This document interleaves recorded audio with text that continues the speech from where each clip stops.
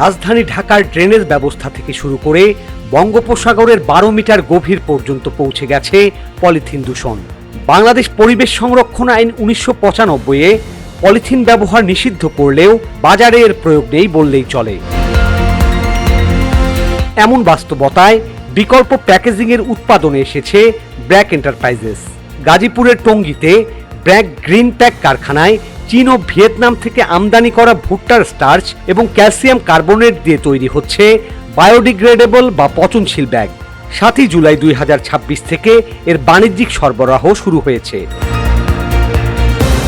সাধারণ পলিথিন মাটিতে মিশতে 200 থেকে 500 বছর সময় নেয়। উৎপাদকদের দাবি, তাদের এই ব্যাগ মাটি, পানি ও অক্সিজেনের সংস্পর্শে এলে 6 থেকে 7 মাসের মধ্যে প্রাকৃতিকভাবে সম্পূর্ণ মিশে যায়। আগুনে পোড়ালেও এটি গলে না গিয়ে ছাইয়ে পরিণত হয়। আমরা আসলে বেসিক্যালি তিনটা র মেটেরিয়ালস দিয়ে কাজ করছি। একটা হচ্ছে যে calcium carbonate based raw materials, calcium carbonate হচ্ছে চুন, তো ওইটা বেসড নিয়ে একটা র মেটেরিয়ালস কাজ করছি। আর একটা হচ্ছে যে ক্যালসিয়াম কর্ন স্টার্চ বেস। আর একটা আছে যেটা কিন্তু মোট ট্রান্সফার পিএলএপিবিটি সমন্বয়ে।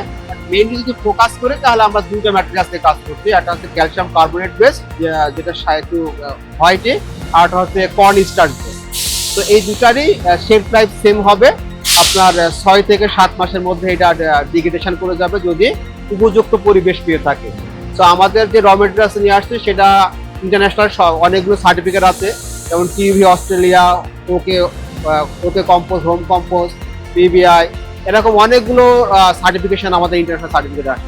প্লাস আমরা যেটা করেছি যে বাংলাদেশের বিসিএসআর যেহেতু সায়েন্স ল্যাব একটা বড় উৎস, ওখান থেকে আমরা টেস্ট করিয়েছি এবং আমরা বুয়েট থেকে টেস্ট করিয়েছি।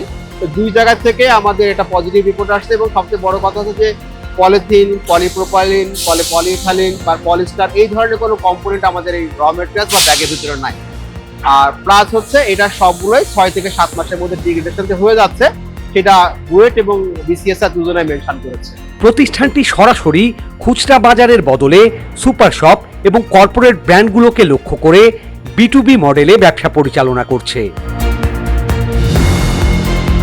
কঠিন বর্জ্য ব্যবস্থাপনা বিধিমালা 2021 এবং স্থানীয় সরকার আইন 2009 অনুযায়ী যত্রতত্র আবর্জনা ফেলার জন্য জরিমানার বিধান রয়েছে।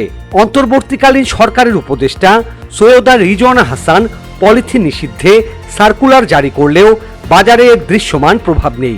আইনের কঠোর প্রয়োগ ছাড়া পলিথিনের এই টেকসই বিকল্প মূলধারার বাজারে কতটা জায়গা করে নিতে পারবে সেটি এখন প্রশ্ন।